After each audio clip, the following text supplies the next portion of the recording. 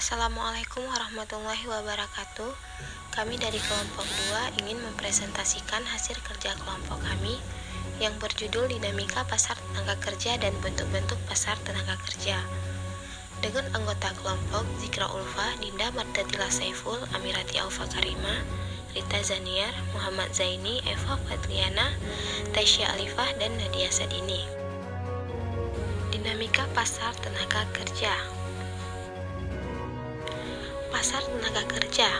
Pasar tenaga kerja adalah seluruh aktivitas dari pelaku-pelaku untuk mempertemukan pencari kerja dengan lowongan kerja, atau proses terjadinya penempatan dan hubungan kerja melalui penyediaan dan penempatan tenaga kerja.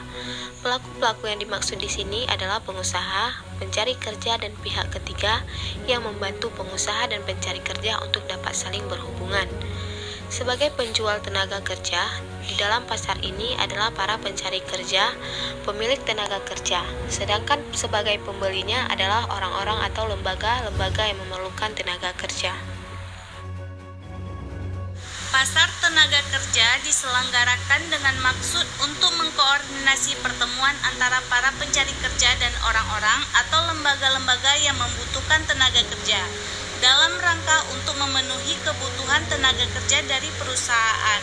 Maka pasar tenaga kerja dirasakan dapat memberikan jalan keluar bagi perusahaan untuk memenuhinya. Dengan demikian tidak terkesan hanya pencari kerja yang mendapat keuntungan dari adanya pasar ini. Untuk menciptakan kondisi yang sinergi antara kedua belah pihak, yaitu antara penjual dan pemberi tenaga kerja, maka diperlukan kerjasama yang baik antara semua pihak yang terkait, yaitu penjual tenaga kerja, pembeli tenaga kerja. Fungsi pasar tenaga kerja: 1. Untuk sarana penyaluran tenaga kerja. 2. Untuk mendapatkan informasi tentang ketenaga kerjaan. 3. Untuk mempertemukan pencari kerja dengan orang atau lembaga yang membutuhkan tenaga kerja.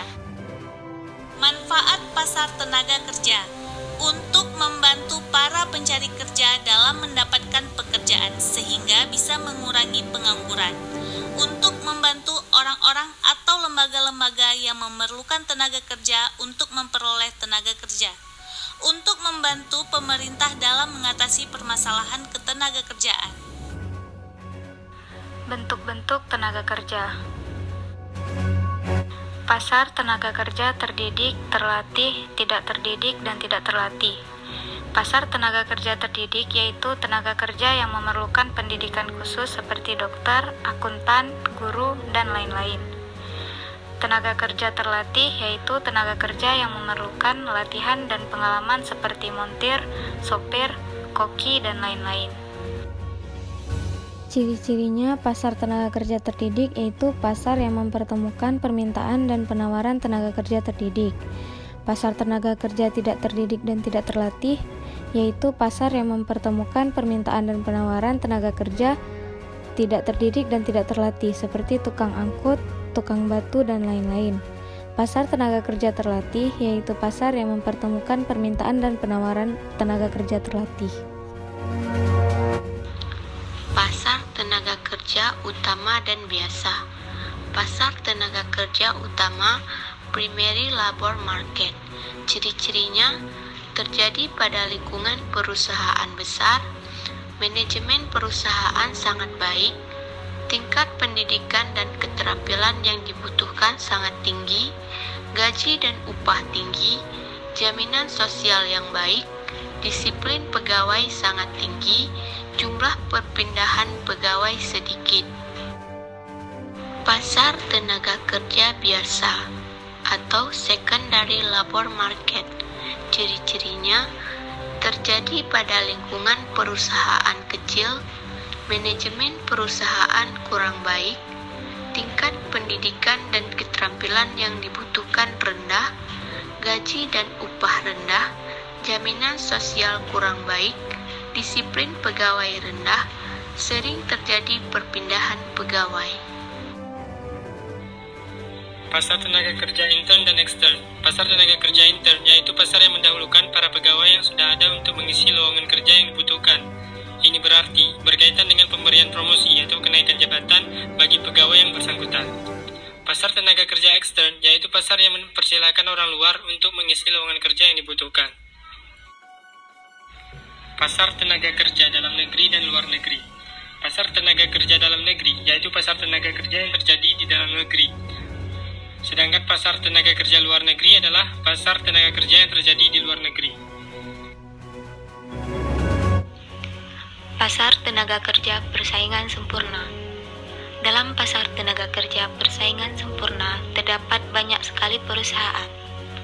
Oleh karena itu, para tenaga kerja dapat menawarkan jasanya secara perseorangan pada perusahaan yang diinginkan.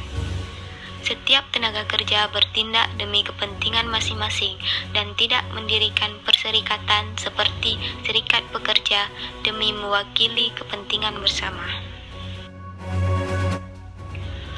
Pasar tenaga kerja monopoli.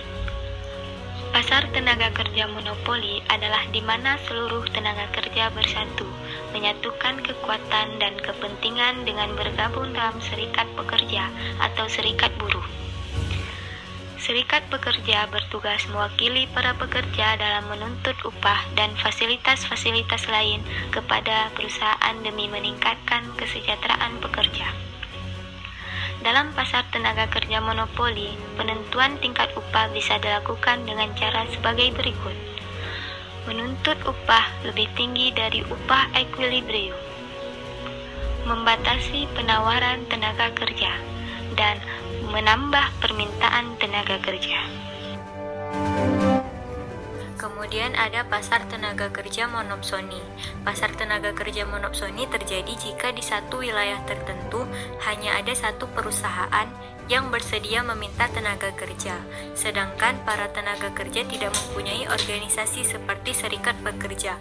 Ini berarti kekuatan perusahaan jauh lebih besar dibanding tenaga kerja. Akibatnya, upah yang terjadi umumnya di bawah upah equilibrium atau upah keseimbangan. Kemudian ada pasar tenaga kerja monopoli bilateral. Pasar tenaga kerja monopoli bilateral terjadi jika terdapat dua kekuatan yang saling bertentangan.